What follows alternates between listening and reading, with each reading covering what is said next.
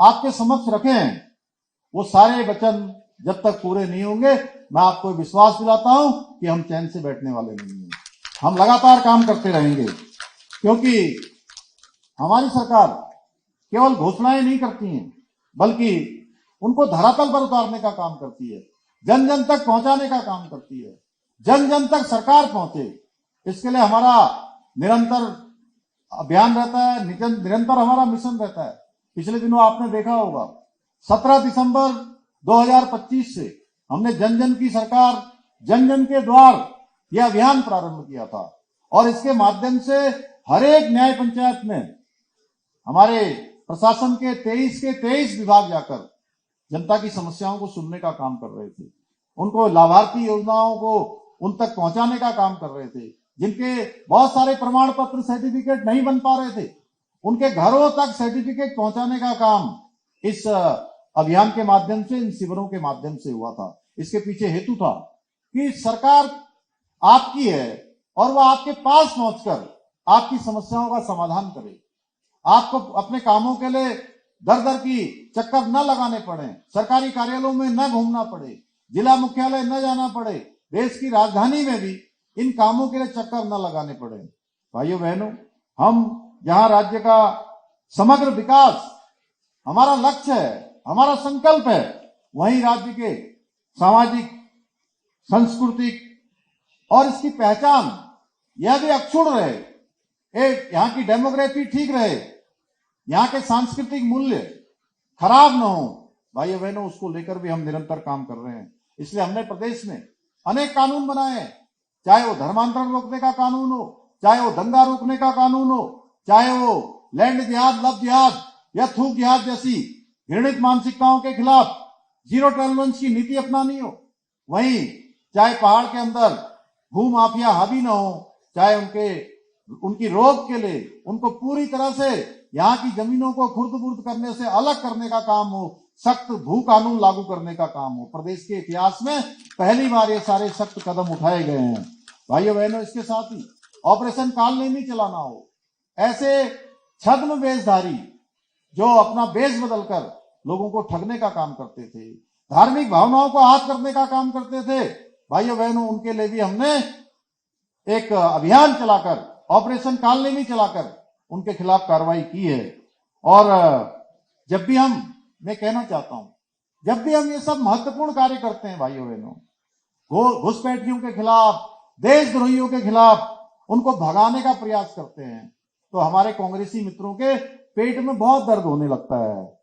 जब हम प्रदेश के अंदर नीला कपड़ा, हरा कपड़ा, पीला कपड़ा डालकर जिन लोगों ने यहाँ की जमीनों को कब्जा किया है, एक सुनियोजित षड्यंत्र के तहत लैंड जिहाद चलाया है, जब हम उनके खिलाफ कार्रवाई करते हैं, तब भी उनको ऐसे लोगों से, ऐसा काम करने से उनको परेशानी होने लगती है और उनकी वकालत करने लगते हैं, उनकी पैरवी पर उतर जाते हैं। और इनके कार्यकाल में राज्य की डेमोग्राफी खराब हुई है। आज ऐसे ऐसे स्थानों पर इनको बसाने का काम हुआ है जहां कहीं इनका नामो निशान नहीं होता था। लेकिन आज भी जब हम ये बात करते हैं, तब भी ये हमसे कहते हैं कि आप किसी एक वर्ग विशेष को टारगेट कर रहे हैं। हमने कहा भाइयों बहनों, वर्ग विशेष को टारगेट करने का यहाँ कोई मतलब नहीं है, क्योंकि ये राज्य बहुत शांतिपूर्ण तरीके से रहने वालों लोगों का राज्य है। सभी लोग आपस में प्रेम से रहते हैं। लेकिन हम आने वाले समय में हम अपने बच्चों को, हमारे भविष्य के कर्णधारों को ऐसा उत्तराखंड नहीं देना चाहते कि उनके मन में भय बना रहे, उनके मन में कोई संदेह बना रहे। हम सुरक्षित उत्तराखंड देना चाहते हैं भाइयों बहनों, लेकिन वोट बैंक के चक्कर में इनके आंखों में पट्टियां बंधी हुई हैं। मैं आपको आश्वस्त करना चाहता हूं कि देवभूमि की पवित्र भूमि पर हम किसी भी कीमत पर इन जिहादियों को यहाँ पनपने नहीं देंगे। आप सबके आशीर्वाद से यहाँ के देवत्व की रक्षा करना हमारा पहले दिन से संकल्प है और हमेशा ये संकल्प हमारा जारी रहेगा। भाइयों बहनों, हमने उत्तराखंड के अंदर आप सबके आशीर्वाद से पूरे देश में सबसे पहले समान नागरिक संहिता का कानून लागू किया, और जैसे ही हमने ये कानून लागू किया, पूरे देश भर के अंदर सारे जो राष्ट्रवादी लोग थे, देश की सोच के साथ जिनका काम था, उन सब लोगों ने हमको बधाई दी, हमारा प्रोत्साहन किया, प्रधानमंत्री मोदी जी को धन्यवाद दिया। लेकिन यहां भी जो है जब यूसीसी लागू हुआ तो प्रदेश के अंदर हमारे कांग्रेसी मित्रों को इसमें भी परेशानी होने लगी। उनको लगा कि उनके एक वर्ग विशेष के लोगों का इससे जो है उनके अधिकार छीन लिए जाएंगे। भाइयों बहनों, अब आप ही बताइए, आज देश दुनिया इतने आगे बढ़ रही है, महिलाएं आज हर क्षेत्र में आगे बढ़ रही हैं। मैं यहां आने से पहले नंदा गौरा योजना के आज जो है अपनी बेटियों के नाम 142 करोड़ रुपए की योजना का आज डीबीटी उनके खातों में करके आपके कार्यक्रम में आया हूं। जब हम बेटियों को इतना आगे बढ़ाने के लिए आज काम कर रहे हैं, ऐसे समय में क्या किसी को धर्म के नाम पर महिलाओं के अन्याय करने के लिए खुली छूट दी जानी चाहिए क्या? ये केवल मेरा प्रश्न नहीं है, ये आप सबका भी प्रश्न है, हम सबका प्रश्न है कि कैसे किसी को खुली छूट दी जा सकती है। जब हम ये कानून लागू करते हैं तब भी उनको परेशानी होती है। भाइयों बहनों, इसी प्रकार से अभी हमने कहा कि यहाँ मदरसों पर मदरसे चल रहे हैं, उन मदरसों में कौन सी शिक्षा दी जा रही है कुछ पता नहीं है, पहचान छिपाकर लोग वहां रह रहे हैं।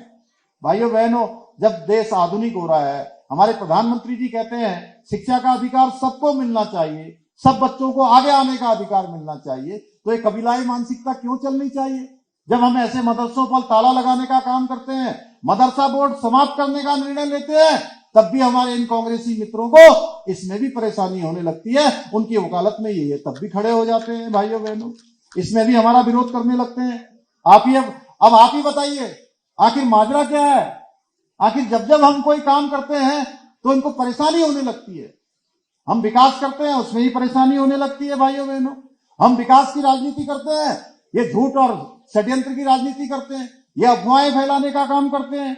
हम जनता को जोड़ने का काम करते हैं, समाज को तोड़ने का काम करते हैं।